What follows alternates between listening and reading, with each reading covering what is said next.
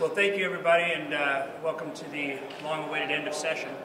I think that this has obviously been one of the best sessions as far as demeanor and decorum that I have seen in the past probably decade in the Missouri House. And I would like to thank Speaker Tilley and the Majority Floor Leader for their participation in that as well. I think that we had a lot of substantive debates, and I think we had a lot of very good coverage of issues. But the fact of the matter is that we are still going to disagree on substantive policy. And I think a lot of that was very apparent in the last couple weeks on different bills that we would like to have seen done or ended up getting through that should have not ever been part of the agenda for a state that is faced with some of the challenges that we have right now. And I think some of that was pretty apparent today, where we're scrambling to try to get a jobs bill done. And when we broke for spring break, we hadn't discussed a lot of the contents of what that economic development economic package would be. And those are debates that, when we know that this is going to be the same fight with the Senate that we've had year in and year out over how we do economic development and tax credits, that we need to make sure that we start vetting those bills and having those discussions very early on. And that those are discussions that should have taken place in February and March, not at the end of April and beginning of May. Because right now, if you look at the jobs bill, the jobs package and the jobs bills that are included in that package that actually passed, we have a discrimination rollback of folks' civil rights. We have a eroding of the revenue base that affects our schools, so that large corporations can have some relief as far as they see what that is going to entail, whether that creates jobs down the road. I have some substantial concerns as whether we're going to actually see job creation out of that. And then we have, making sure that we took away the time that people have on unemployment to actually get back on their feet, when every economic report and every economist will tell you that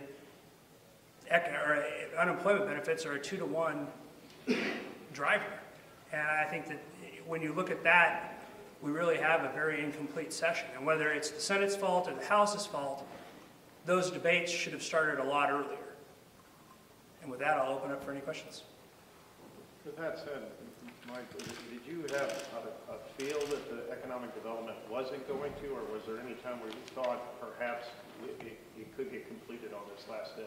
Well, I think that there were some times over the last 48, 72 hours that it looked like there might be some breakthrough, where we were having discussions about what types of caps were being looked at, whether or not people were going to have a sliding number, and you could hear rumors about whether or not a sunset provision of X number of years would be okay. But then you had a senator that would say, okay, well, I don't care about the sunsets, I care about the caps. I don't care about the caps, I care about blighted community development. I mean, it just kind of started changing, and you had to have 3 or 4 different battles on 3 or 4 different hills. And at some point, this is always the scenario that we get into. And at some point, we just really have to have those discussions much earlier so that we can break through those, and we're not looking at 72 hours to do every negotiation point. When you were talking with Majority Floor Leader during the floor debate, you were talking with the Majority Floor Leader about some of your dissatisfaction with the Senate. What exactly were you referring to? Well, that was over 323. That was the comparative audit bill. That they wouldn't take our amendments on that. Did you sense there was just the problem between the House and the Senate that you couldn't get passed on some of these major, just overall, or were they specific on certain bills? Well, I think some of them were specific on certain bills. I think there were some folks in the House, particularly if you're talking about the Eco-Devo bill, whether it be 116 or whether it be 100, there were some substantial differences on how the negotiation points were going. And you had the conference committee that was put together from the Senate on 116 that was coming over and talking, but the bill handler, Senator Ferguson, wasn't part of those discussions inside that conference committee. And so you had a group of folks that probably needed to be talked to, like I said, a lot earlier. And unfortunately, we knew, if anybody was here during special session, we know that Senator Ferguson has a deep-rooted concern with some of these programs and wanted to see some of these things passed. And I think that that's part of the debate that should have been had months ago, not weeks ago. Are these tax credit programs and reforms something that you'd like to see in a special session? I think that if we could get some sort of job development done, I would like to see that if it was appropriate and we could have that discussion. But right now, I don't know what the tenor is going to be for that. In the end, how much does it matter that that economic development didn't happen? Well, I think when you're talking about an unemployment rate like we have, I think it matters quite a bit. What would you have liked to have seen in economic development? I mean, we're talking about several things. We're talking about tax amnesty, Mosira, data center. I mean, there was a number. What did you think needed to be in that? I think all those things that were on the Mosira data centers, the China hub, I would have liked to have seen Compute Missouri in there.